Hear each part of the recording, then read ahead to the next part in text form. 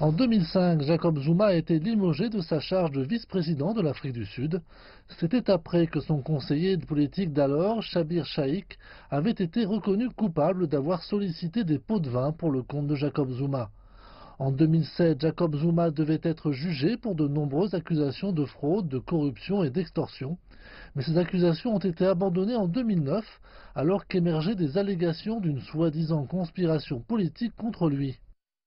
Quelques mois plus tard, Jacob Zuma devint président de l'Afrique du Sud. Sa présidence a été marquée par la controverse, le scandale et les allégations de mainmise de l'État dans le but de s'enrichir lui-même ainsi que sa famille. Cependant, il a toujours maintenu son innocence et réfuté les accusations.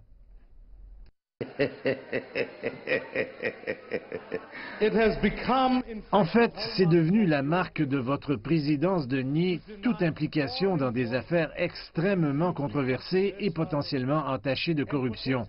Seulement pour que cela soit révélé beaucoup plus tard que vous étiez en fait infiniment impliqué. Cela s'est produit dans le scandale de Nkandla où, depuis le début, vous niez toute implication. Puis votre implication est apparue avec la révélation de ce scandale. Il n'a jamais été prouvé que j'étais impliqué dans quoi que ce soit, excepté que c'était ma maison qui était en train d'être construite. C'est l'implication. Donc je souhaite rectifier les dires de cet honorable député, parce qu'en quelque sorte, vous insinuez quelque chose qui n'est pas vrai. Je n'ai connaissance d'aucune transaction relative à ce que vous avez cité impliquant un membre de ma famille. Je ne sais rien, rien de rien. Je le dis maintenant et je le répéterai à l'avenir.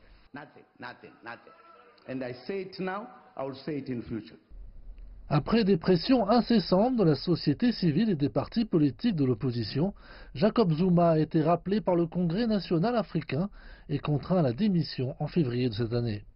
Quelques semaines plus tard, l'autorité nationale des poursuites d'Afrique du Sud a rétabli 16 accusations de fraude, de corruption, de blanchiment d'argent et d'extorsion à son encontre. Auparavant, la Cour suprême d'appel du pays avait confirmé une décision de la Haute Cour selon laquelle la décision prise en 2009 par l'autorité nationale des poursuites de retirer de nombreuses accusations contre Jacob Zuma était, je cite, irrationnelle.